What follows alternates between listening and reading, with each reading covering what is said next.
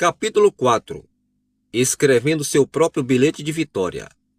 Passo 4. Conte-o. Ela veio e se prostrou perante ele, e contou a ele toda a verdade. Versículo 33. Não apenas Jesus, mas toda a multidão ouviu a mulher. Ela contou a ele tudo o que ela havia feito. Jesus disse a mim: conte-o para que outros possam crer. Você percebe? Há uma diferença entre o primeiro passo. Ela disse o que ela cria que iria acontecer. E o último passo, ela contou o que havia acontecido. Sim, é bíblico contar o fato. Marcos 5,19.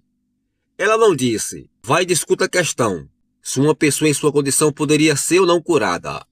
Ele disse: vai e conte o fato. Na visão eu disse: Senhor, eu posso perceber isso. Eu posso reconhecer se qualquer pessoa tomasse esses 4 passos, ela receberia a cura, tal qual aquela mulher recebeu. Mas agora o Senhor disse que se qualquer pessoa em qualquer parte tomasse esses 4 passos, ela receberia do Senhor tudo o que desejasse. O Senhor quer dizer que as pessoas podem receber o enchimento do Espírito Santo dessa maneira? Ele respondeu: certamente que sim. Então eu disse a ele: Senhor, e os cristãos? Tantos crentes precisam de vitórias em várias áreas de suas vidas. Eles têm o mundo, a carne e o diabo para enfrentar. Alguns precisam de vitória sobre a carne. Alguns necessitam de vitória sobre o mundo. E outros precisam de vitória sobre tudo isso. O Senhor está me dizendo que qualquer crente, em qualquer parte, poderá escrever um bilhete de vitória sobre o mundo, a carne e o diabo? Será que eles mesmos podem fazer isso? Ele disse enfaticamente: sim. Ele continuou: se eles não fazem isso, não será feito. Seria um desperdício de tempo deles orar a mim, pedindo que eu lhes desse vitória. Eles precisam escrever o seu próprio bilhete. Mas, Senhor, eu disse, o Senhor terá que me dar alguma confirmação bíblica para provar isso. A tua palavra diz: pela boca de 2 ou 3 testemunhas, toda a palavra será confirmada. Mateus 18,16. Portanto, dê-me algum versículo contendo no mesmo estes 4 princípios, e eu crerei. Eu não aceitarei qualquer visão, mesmo que eu tenha, se o Senhor não puder provar pela Bíblia o que diz. Não, ele não me respondeu.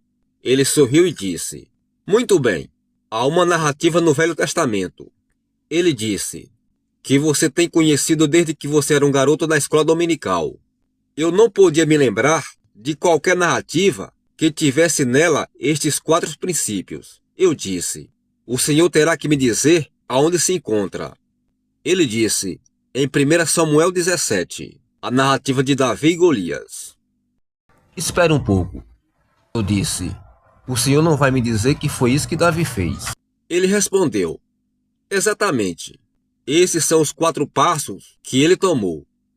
A primeiríssima coisa que Davi fez foi que ele disse, versículo 32, você pode ler isso por você mesmo. Eu li depois da minha visão. 5 vezes Davi disse-o antes que ele agisse. Davi foi enviado pelo seu pai para levar provisões aos seus irmãos no exército, e a fim de saber como a guerra estava progredindo. Quando ele chegou lá, Davi encontrou os filisteus acampados num lado do vale, e os israelitas no outro. Enquanto Davi estava lá, um gigante com o nome de Golias avançou e desafiou os exércitos de Israel, dizendo: escolhei entre vós um homem que desça a mim. Se ele puder pelejar comigo e me ferir, seremos vossos escravos. Porém, se eu o vencer e o ferir, então sereis nossos servos e nos servireis. Nenhum homem de Israel se dispôs a sair contra ele, nem o rei Saul, que era cabeça e ombros muito mais altos do que qualquer homem em Israel. 1 Samuel 17,32. E Davi disse a Saul: não desfaleça o coração de ninguém por causa dele. Teu servo irá e pelejará contra este filisteu. Louvado seja Deus!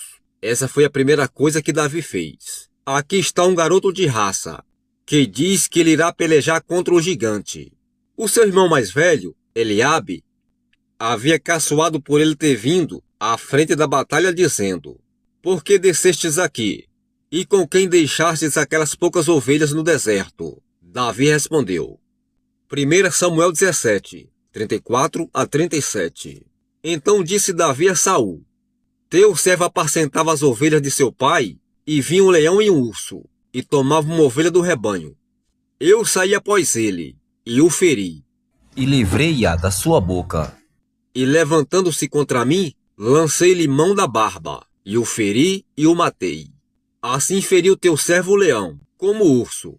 Assim será este incircunciso filisteu, como um deles. Portanto afrontou o exército do Deus vivo. Disse mais Davi: O Senhor me livrou da mão do leão e do urso. Ele me livrará da mão desse filisteu.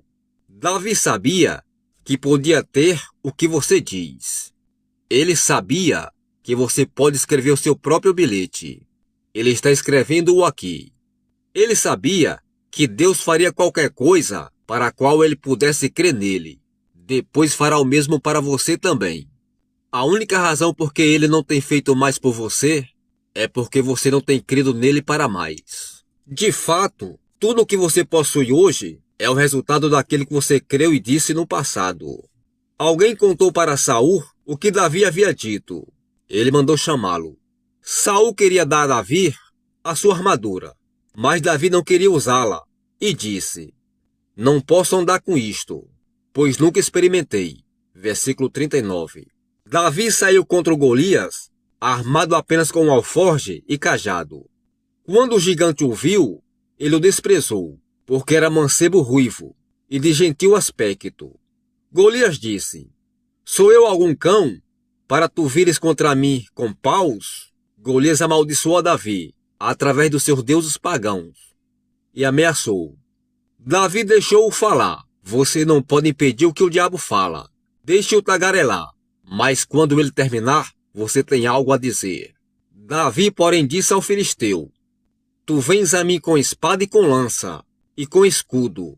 Porém eu vou contra ti em nome do Senhor dos Exércitos, o Deus dos Exércitos de Israel, a quem tens afrontado. Versículo 45. Davi não terminou ainda.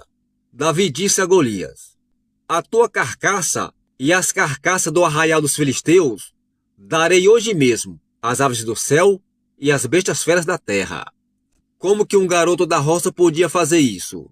Ele não era um soldado. Ele jamais havia sido treinado para lutar. Todavia, ele está enfrentando um gigante. Que altura tinha esse Golias? Eu já fiz algumas pesquisas. A Bíblia nos diz que Golias tinha 6 côvados e 1 palmo de altura. De acordo com o famoso historiador judaico Flavius Joséphus, um côvado era medido diferente em épocas diferentes da história de Israel. Se medido pelo comprimento menor, Golias teria 10 pés de altura. Se medido pelo comprimento maior, ele teria aproximadamente 11 pés de altura. O que fez Davi? Davi não encarou a situação do ponto de vista de quão grande sou eu, ou que posso fazer do ponto de vista natural. Davi estava medindo o gigante pelo tamanho de Deus. Não importa se o gigante tivesse 3 metros de altura. Comparado com Deus, não havia nem mesmo a semelhança de uma formiga para com um elefante, nem mesmo a menor formiguinha. Quando você começa a medir os seus problemas assim, a situação parece diferente. Você vê gigantes parecerem enormes quando os medimos com nós mesmos. Você poderá estar encarando algum deles hoje.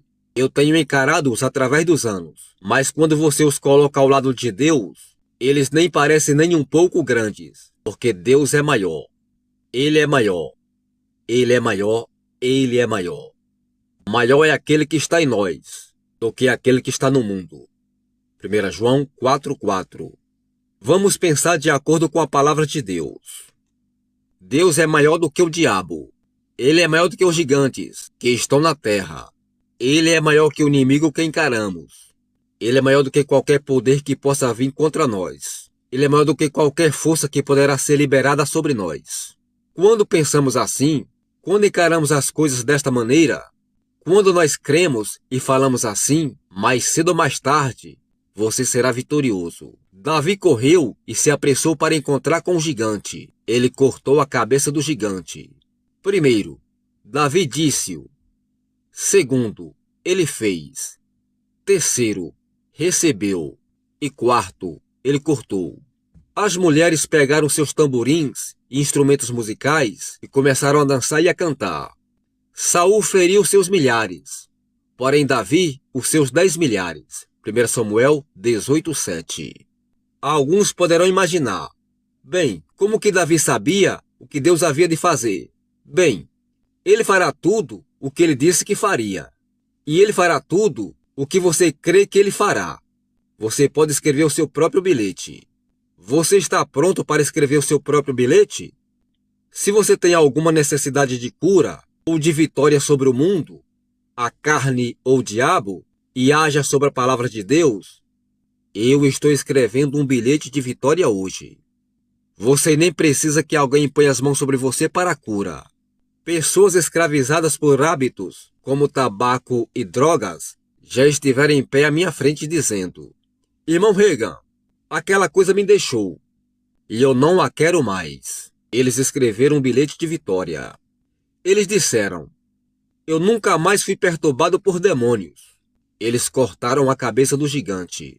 Não meça a si mesmo pelo gigante, meça o gigante por Deus. Jesus me disse: Israel é um tipo do povo de Deus. Golias pode ser qualquer gigante que possa surgir na sua vida. Um tipo do diabo, de demônios do mundo, da carne ou de qualquer coisa que esteja em pé entre o povo de Deus e a vitória. Cada filho de Deus pode escrever um bilhete de vitória.